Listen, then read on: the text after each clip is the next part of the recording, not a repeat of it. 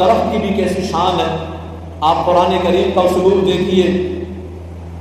اصل مقصود تو بیعت تھی. صحابہ کرام کا جذبہ عشق رسول تھا کہ آپ صلی اللہ علیہ وسلم سے بیعت لینے کے لیے حاضر ہو گئے.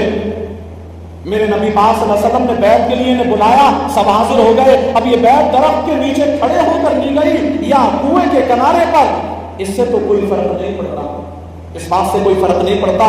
مگر چونکہ یہ بیعت لیتے وقت میرے نبی پاک صلی اللہ علیہ وسلم اس درخت کے نیچے کھڑے ہوئے تھے, اس درخت کے نیچے کھڑے ہوئے تھے, لہذا اللہ پاک نے باقاعدہ درخت کا بھی قرآن کریم میں ذکر فرما دیا.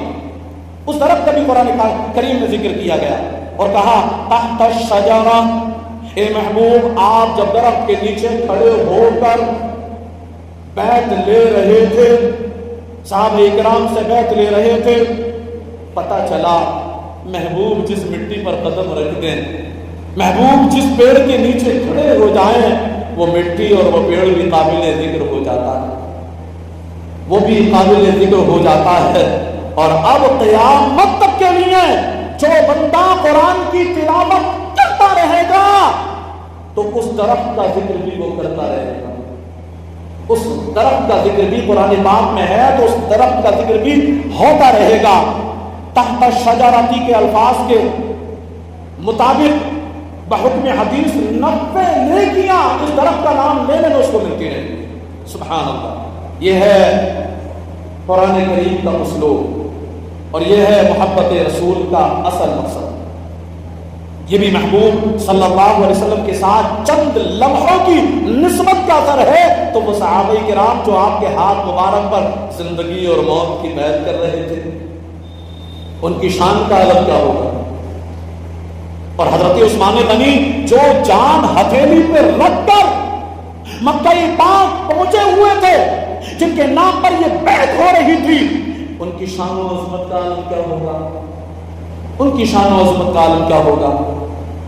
خیر, میرے نبی پاک صلی اللہ علیہ وسلم سمورہ نامی درخت کے نیچے کھڑے ہوئے اور اعلان کیا گیا ایھا الناس البیعۃ نزل روح القدس فخرجوا علی اسم اللہ. لوگوں بیعت ہو رہی ہے, بیعت ہو رہی ہے. حضرت جبریل علیہ السلام اترے ہیں, بس اللہ پاک کا نام لے کر نکلو, جلدی سے آ کر بیعت کر لو. صحابہ کرام فرماتے ہیں ہم آرام کے لیے لیٹے ہوئے تھے, جو ہی بیعت کا اعلان ہوا سب جلدی سے اٹھے, محبوب کریم صلی اللہ علیہ وسلم کی خدمت میں حاضر ہو گئے. آپ صلی اللہ علیہ وسلم نے بیعت لینے کے لیے اپنا ہاتھ مبارک پھیلایا. سب سے پہلے حضرت ابو سنان اسدی رضی اللہ عنہ نے آپ کے ہاتھ مبارک پر اپنا ہاتھ رکھنے کی سعادت پائی. اس کے بعد صحابہ کرام نے اپنے اپنے ہاتھ میں محبوب کریم صلی اللہ علیہ وسلم کے مبارک ہاتھ میں دے دیے.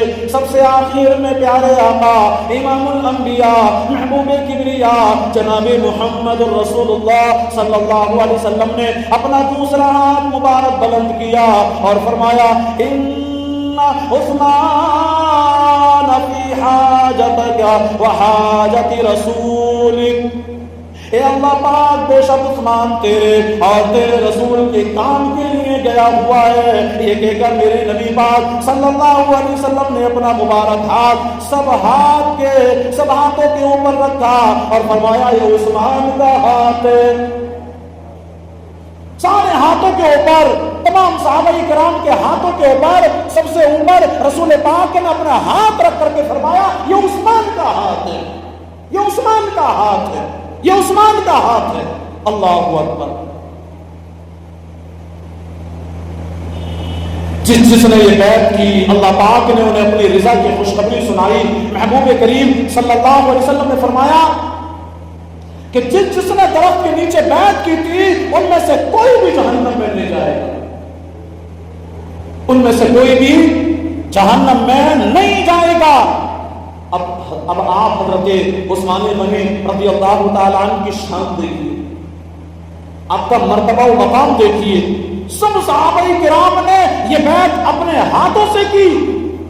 اور حضرت عثمان غنی اس بیعت میں نرالی شان سے شامل ہوئے، نرالی شان سے شامل ہوئے کہ انہوں نے اپنے ہاتھ سے نہیں بلکہ محبوب ذیشان مکی مدنی سلطان صلی اللہ علیہ وسلم کے ہاتھ کے ذریعے سے بیعت کی۔ آپ موجود نہیں ہے لیکن محبوب کریم نے فرمایا اپنا ہاتھ سب ہاتھوں کو پتہ اوپر رکھ کر کے یہ حضرت عثمان کا ہاتھ ہے، اس ہاتھ کے ذریعے حضرت عثمان غنی بیعت ہوتے ہیں۔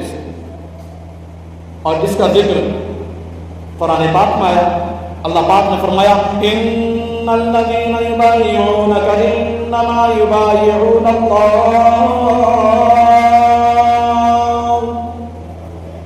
يد الله فوق ايديهم،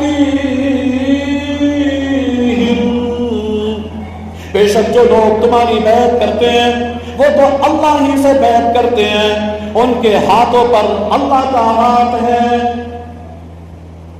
میں نے اس بیعت کا مکمل نقشہ کھینچنے کی کوشش کی ہے۔ بتائیے اس بیعت میں سب سے نیچے کس کا ہاتھ تھا؟ اللہ پاک کے رسول صلی اللہ علیہ وسلم کا۔ اور سب سے اوپر کس کا ہاتھ تھا؟ اللہ پاک کے رسول صلی اللہ علیہ وآلہ وسلم کا تھا۔ اوپر جو ہاتھ مبارک تھا تو وہ رسول پاک کا تھا، نیچے بھی رسول پاک کا ہاتھ تھا، لیکن اس ہاتھ کو قرآن پاک میں اللہ کا ہاتھ قرار دیا گیا، اور میرے نبی پاک صلی اللہ علیہ وسلم نے اوپر والے ہاتھ کو حضرت سیدنا عثمان غنی رضی اللہ تعالیٰ کے ہاتھ فرمایا کہ عثمان غنی کا ہاتھ، اور اسی چیز کو قرآن پاک میں ذکر کیا گیا،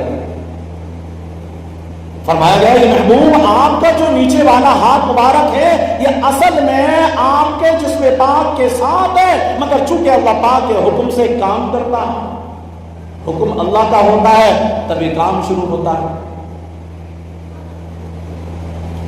تو چونکہ یہ ہاتھ مبارک آپ کا نہیں بلکہ اللہ پاک کا ہے، اور یہ صحابہ کرام جو بیعت کر رہے ہیں یہ صرف آپ کے ہاتھ پر نہیں بلکہ محبوب